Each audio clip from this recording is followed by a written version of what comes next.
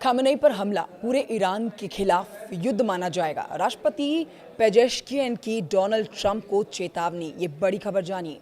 Iran के राष्ट्रपति Masoud Pezeshkian ने रविवार को अमेरिका को चेतावनी दी कि देश के supreme leader Ayatollah Ali Khamenei पर किसी भी तरह का हमला युद्ध की घोषणा के बराबर होगा।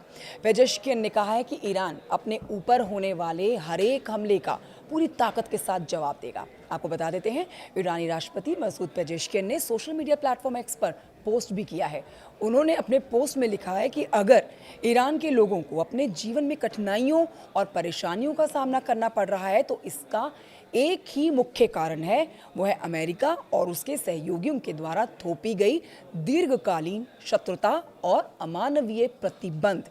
देखिए, हमारे देश के सर्वोच्च नेता के खिलाफ कोई भी आक्रामकता ईरानी राष्ट्र के खिलाफ पूर्ण युद्ध के रूप में मानी जाएगी। पेजेश्कियन की ये टिप्पणी अमेरिकी राष्ट्रपति डोनाल्ड ट्रंप के बयान के बाद आई। आपको बता देते हैं कि शनिवार को डोनाल्ड ट्रंप ने एक इंटरव्यू के दौरान खामेनेई के लगभग 40 साल के शासन को खत्म करने का आह्वान किया।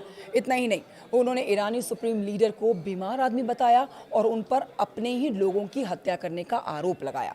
डोनाल्ड ट्रंप इतने पर ही नहीं रुके, उन्होंने ये भी कहा कि देश को सुचारू रूप से चलाने के लिए नेतृत्व को ठीक से ध्यान देना चाहिए, जैसे मैं अमेरिका के साथ करता हूं, ना कि सत्ता पर नियंत्रण बनाए रखने के लिए हजारों लोगों को मारने पर। उन्होंने ये भी कहा कि नेतृत्व सम्मान के बारे में है, ना कि भय और मृत्यु के बारे में। आप ये जानिए कि ईरान में आखिर अशांति का माहौल क्यों बना हुआ है।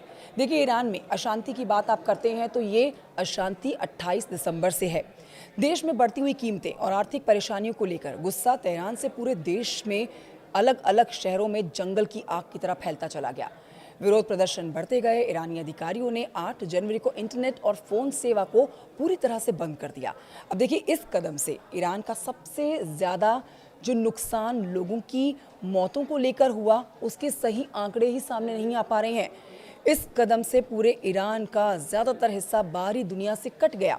ईरान में लगभग पूरी तरह से इंटरनेट सेवा ठप होने की वजह से मरने वालों की सही संख्या अभी तक साफ नहीं हो पाई है। प्रदर्शनकारियों को गिरफ्तार किया गया। पिछले हफ्ते दिए एक भाषण में खामेनेई ने पहली बार स्वीकार किया था कि हजारों लोग मारे गए हैं।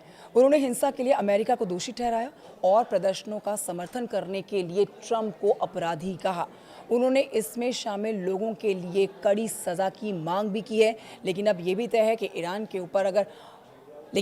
सत्य है कि ईरान पर हमला एक तरफ और खामेनेई के ऊपर हमला एक तरफ।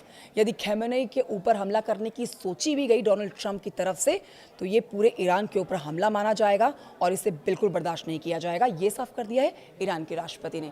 अंतर्राष्ट्रीय स्तर से बड़ी खबर है, इसे साझा करिएगा। नमस्कार।